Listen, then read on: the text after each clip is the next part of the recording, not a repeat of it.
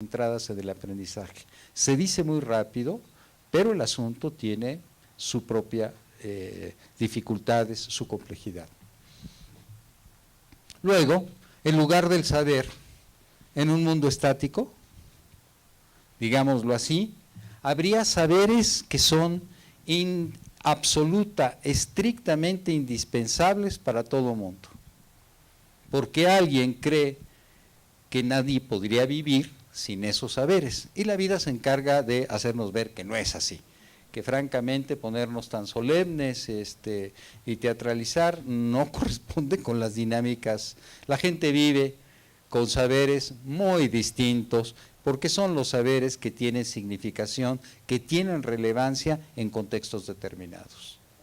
Saber cruzar la calle, cosa que nos puede parecer ridículo, puede ser un problema para una persona que viene de un entorno indígena, donde no hay semáforos, donde no hay calles pavimentadas, y lo digo de la misma manera que una persona que vaya y se ponga en una vereda donde tiene que tener cuidado por si pasa por si hay una nauyaca cerca. Lo es exactamente lo mismo.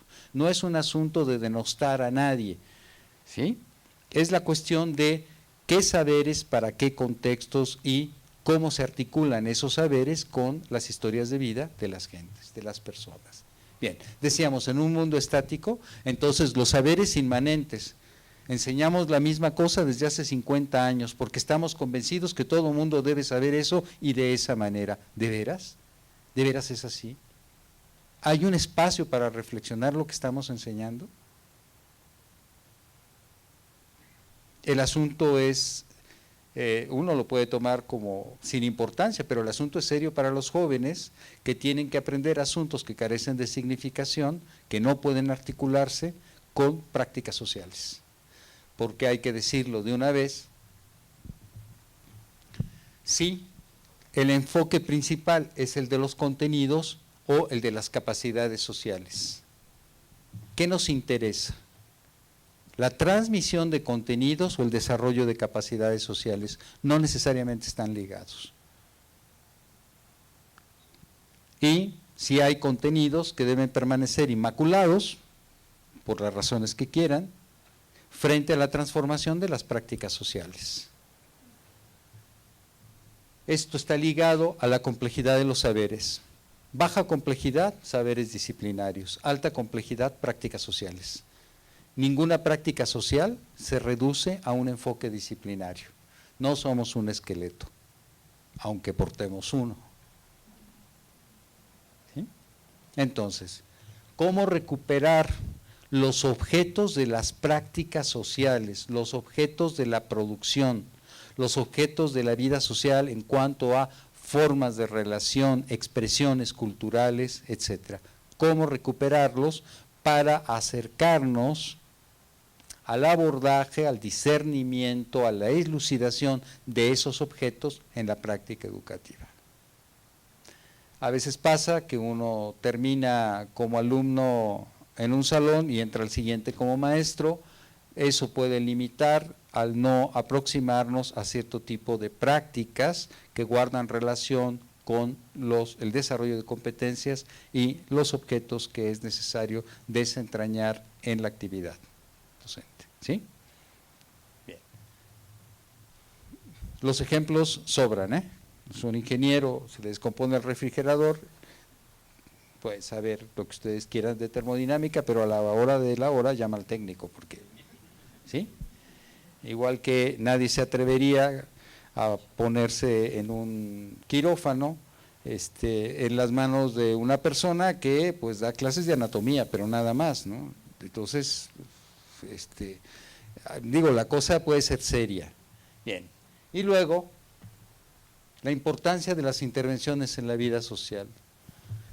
Se hace referencia frecuentemente, sobre todo últimamente, al tema de los proyectos. Sí, eso está muy bien, eso está muy bien. ¿Cómo organizamos eso en los procesos de formación? ¿Cómo logramos que efectivamente pueda haber una intervención rigurosa? Creo que, y lo digo por algunas expresiones con las que me he topado, hemos llegado a veces a confusiones extremas. Una de ellas, por ejemplo, era decir, a los alumnos hay que dejarles un trabajo y revisarlo. No, no es así. Y tampoco se les puede pedir que revisen Internet, para que saquen de Internet en el copia y pega lo que sea. No, el trabajo implica que el maestro revisó la página de Internet, sabe qué contiene, les da el link preciso y les dice exactamente cómo van a abordar el texto y qué es lo que tienen que producir. Entonces es un asunto que implica un cambio de posición del maestro en relación con el saber.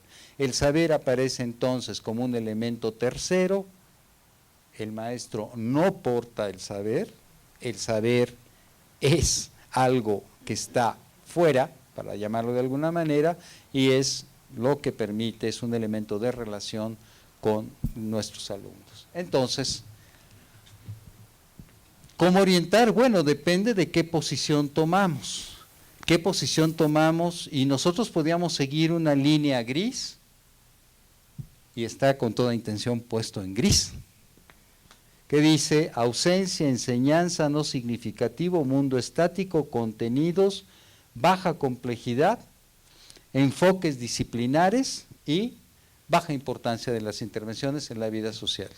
Porque nos interesa, sobre todo, formar gente que hable de lo que otros hacen. Esa es una práctica formidable. Hablar de lo que otros hacen, en lugar de referir lo que se hace en la propia experiencia. Y del otro lado, bueno, la ruta que se puede marcar ahí con el texto que sobresale. Entonces, ¿cómo orientar? Y decir todo esto, decirlo aquí, implica para nosotros voltear al modelo educativo institucional con una propuesta de desarrollo de competencias, con un énfasis en adoptar orientaciones de carácter constructivista, producir aprendizajes significativos, relevantes para el desarrollo de competencias que tienen importancia en la vida productiva, en la vida social. Bien, entonces ahí podemos hacer todas las amalgamas que quieran. Podemos conectar la línea 1 en gris, con la segunda en negro, luego en gris, luego en negro, y aquí lo que va a aparecer es el tema de la consistencia de la propuesta que se lleva a la práctica. Cuando se inician transformaciones no podemos esperar que eso cambie de la noche a la mañana. Se trata de procesos en gran medida zigzagueantes, procesos que se van desarrollando por aproximaciones sucesivas, porque si los alumnos son situados como sujetos, tenemos que situar a los maestros como sujetos y a nosotros mismos como sujetos.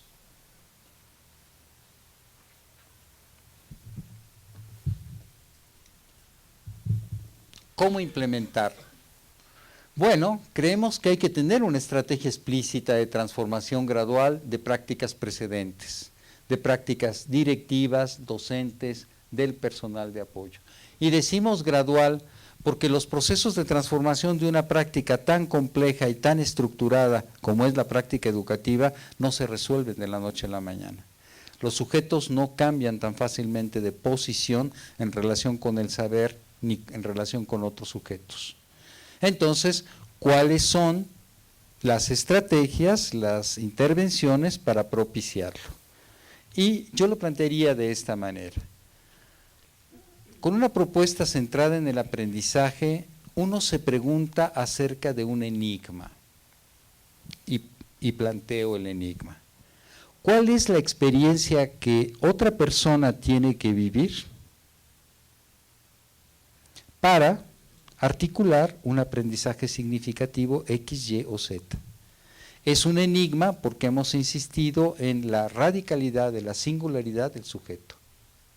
Trabajamos con hipótesis y a partir de nuestra experiencia con los alumnos vamos identificando cuáles son las intervenciones que tienen mayor eficacia. Se dice fácil. Segundo, coherencia.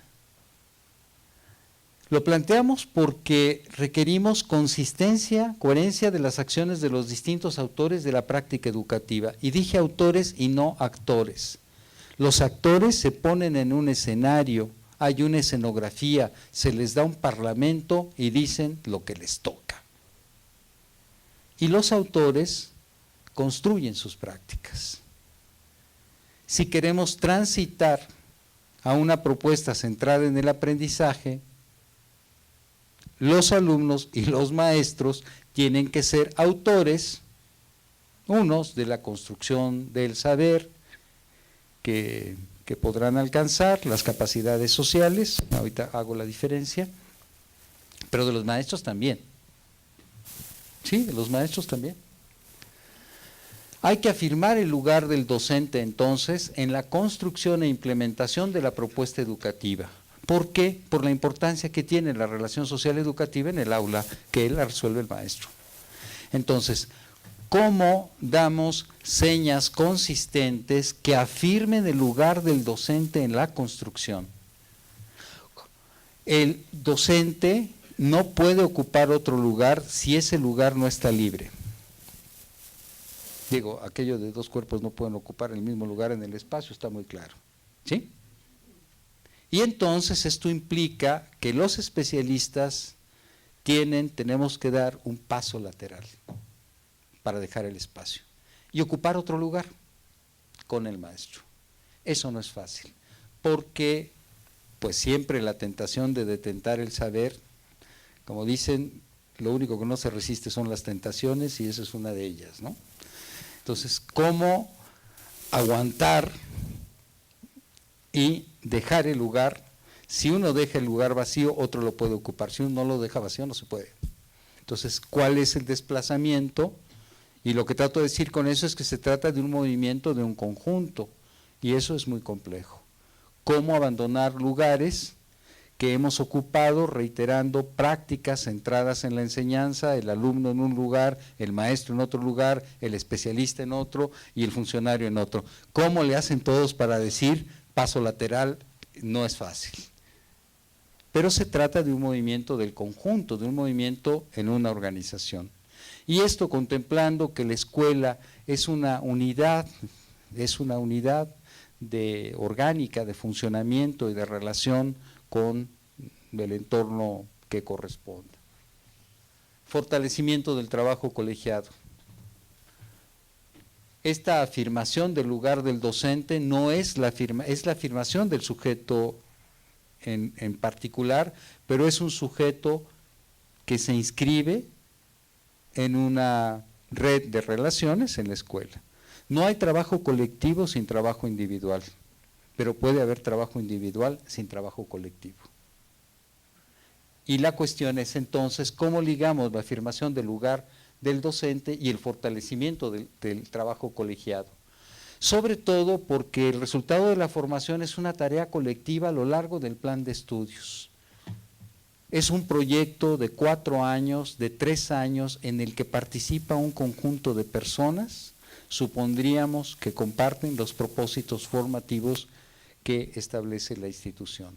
¿Cómo hacemos? Pues, para fortalecer el trabajo colegiado, de tal manera que los efectos de las intervenciones docentes, los efectos de las experiencias que viven los alumnos puedan tener coherencia y continuidad.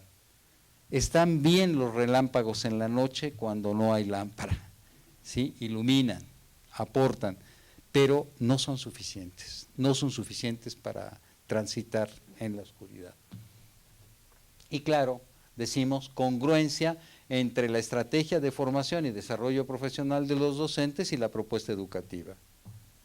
Tiene que haber coherencia en lo que estamos planteando, si es una orientación centrada en el aprendizaje, si implica el despliegue, el enriquecimiento de la práctica docente hacia la construcción de estrategias didácticas, etcétera, y las experiencias de formación. Porque en ocasiones podemos insistir discursivamente en una propuesta formativa, pero fallar en el momento de llevar a cabo una estrategia que efectivamente desarrolle las capacidades de los docentes que permiten ese movimiento. Y aquí me detengo en un punto. Es especialmente importante comunicar a los docentes cómo. ¿Cómo? ¿Cómo se diseña una estrategia centrada en el aprendizaje. ¿Cómo se diseña una estrategia didáctica? ¿Cómo? Y ahí, con esta pregunta absurda de cómo puede diseñar la primera estrategia si no sabe cómo hacerlo, ¿no? Y resulta que el trabajo colegiado con maestros, en lo personal, a mí me ha permitido constatar que el presentar un problema, el presentar una propuesta, el conocer otras referencias, ayuda a construir la propia estrategia didáctica. Y esto es por aproximaciones sucesivas, pero es un trabajo de varios años. Esto no se logra de un semestre a otro. Esto requiere consistencia en los propósitos formativos y en el etos de la escuela que permite trabajar de esta otra manera. Bien, dejemos esto.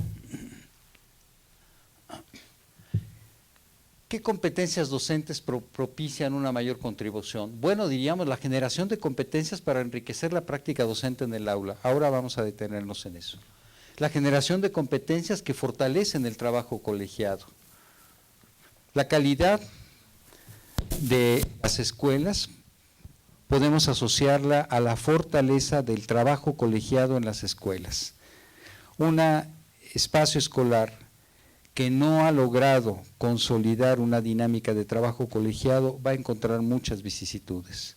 Si el trabajo colegiado, ¿qué quiere decir colegiado? Un trabajo que está ligado a la transmisión, a la producción y a la aplicación del saber. Si el trabajo colegiado no ha logrado arraigarse, serán otros los motivos de agrupamiento, reagrupamiento y fragmentación al interior de la organización escolar. Eso tiene que ver con eso que se llama vida académica.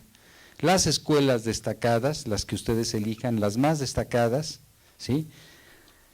Si levantamos la tapa y recorremos las páginas de la historia, van a ver que son escuelas que tienen trayectos de 30 años funcionando de cierta manera, donde el trabajo colegiado logró arraigarse, logró consolidarse. En la medida que el trabajo colegiado en las escuelas prospera, la calidad del trabajo docente suele verse mejorada sustancialmente. Entonces, no es solamente formación docente, es cómo se logra gestar en una unidad trabajo colegiado para encauzar los esfuerzos. Me parece que eso requiere de un proyecto de la escuela en esa dirección. Tenemos varios ejemplos nosotros aquí en el instituto de cómo una escuela ha logrado salir de una encrucijada a partir de una propuesta de un proyecto educativo claro y cómo a lo largo de 4 o de 5 años la escuela está ya en otra condición. Se ha logrado establecer un cauce para orientar las inquietudes, los intereses, la capacidad de trabajo del conjunto de los maestros. Esto no es fácil, generalmente al frente de esto han estado mujeres, hombres en la dirección que resistieron los avatares y lograron llevar ese barco de zonas turbulentas y huracanadas a mares un poco menos riesgosos. Es trabajo de mucho tiempo y por supuesto de un equipo directivo. Y claro, lo decimos porque hay que generar competencias que favorezcan la cohesión en la comunidad educativa. Hay comunidades educativas altamente fragmentadas por distintas razones. Fragmentación es igual al número de grupos que aparecen por aquí y por allá y que deterioran extraordinariamente no solo los resultados de la escuela, sino la propia vida de los que hacen eso. Habrá que ver qué hace esa gente cuando está en los últimos minutos antes de despedirse de nosotros y voltea a ver lo que ha hecho en su vida. Porque hay que propiciarla entre alumnos, docentes, personal de apoyo, directivos, funcionarios, padres de familia, organizaciones sociales o empresariales ligadas con las actividades de cada escuela. En general hay gente muy talentosa en el instituto, hay gente comprometida, muy talentosa, muy trabajadora, entregada a su quehacer docente. Son ellos, son estos colegas que han podido sostener un alto compromiso ético con el oficio que ejercen, los que producen estos movimientos favorables para la evolución de las organizaciones escolares. ¿Y cómo se manifiestan? Cuando decimos enriquecimiento de la práctica docente, decimos enriquecimiento de la práctica docente con el diseño e implementación colectivas de estrategias didácticas. Insistimos, no hay trabajo colectivo sin trabajo individual, pero diseñar estrategias didácticas requiere de la interlocución. Cuando uno trabaja en solitario, lo que produce alcanza una cierta escala, un cierto nivel, un cierto resultado. A partir de eso, abrir la presentación, como se ha hecho aquí, recibir observaciones, advertir otros puntos de vista, permite salir del encierro de la primera etapa y poder articular mejor la propuesta, incorporar nuevos elementos y en ocasiones retirarla y hacer otra, cosa que no viene mal, no pasa nada. Decimos diseño e implementación de estrategias didácticas. Cuando se construye una propuesta, la propuesta tiene un sentido para el que ha intervenido generándola, que no lo puede tener ninguna propuesta tomada de aquí o de allá, por brillante que sea. Es decir, el sujeto está en la construcción de la propuesta. Que desarrollen competencias en contexto. Esto lo referimos siempre, pero bueno, a veces parece que hay que ir más allá, tomando en cuenta características socioculturales e intereses de los alumnos. Una pregunta: ¿quiénes son nuestros alumnos? ¿Quiénes son? ¿Cómo viven? ¿Cómo viven? ¿Qué piensan? ¿Qué les preocupa? ¿Quiénes son? ¿Cómo podemos acercarnos a esas características y a esos intereses si no los conocemos? Y no es un asunto para apuntarse con el dedo flamígero. No. En México conocemos poco y conocemos mal a los jóvenes. Por eso están ahí algunos trabajos sobre culturas juveniles que no nos vendría mal recuperar, que no nos vendría mal revisar. He citado en otras ocasiones, lo hago ahora, me disculpo si alguien ya ha escuchado lo que voy a decir enseguida, pero hay un texto de Irene Guerra. Irene Guerra es maestra de un Cebetis en Nesa. Nada más que Irene Guerra hizo un doctorado en el DIE y su tesis doctoral fue publicada por la NUIES. Y esa tesis doctoral, ese libro, puede sorprender por lo que la autora refiere acerca de la vida de los jóvenes de ese Cebetis de Nesa. No se puede generalizar, pero es un texto que abre preguntas justamente sobre quiénes son nuestros jóvenes, qué proyectos, qué hacen, y unos se van a sorprender de las decisiones que toman a los 17, 18, 19 años, incluyendo las consecuencias de la decisión sobre la que van a ir. No es que no sepan, algunos saben y saben claramente y eso quieren. Y esto no es ajeno a las dinámicas de vida de los jóvenes. Entonces, no está mal, estaría muy bien que conociéramos más y conociéramos mejor a nuestros jóvenes. ¿Quiénes son? Entiendo muy bien que en ocasiones los atuendos y las respuestas son desconcertantes y no en pocas ocasiones desagradables. Pero ahí hay que ver qué hacemos con la incomodidad y el desagrado para poder entender mejor qué está sucediendo con estos jóvenes. Que consideren ritmos y estilos de aprendizaje de los alumnos. ¿Cómo hacemos eso? ¿Cómo identificamos en el grupo que hay un conjunto de 3, 4, 5 que está en otra dimensión?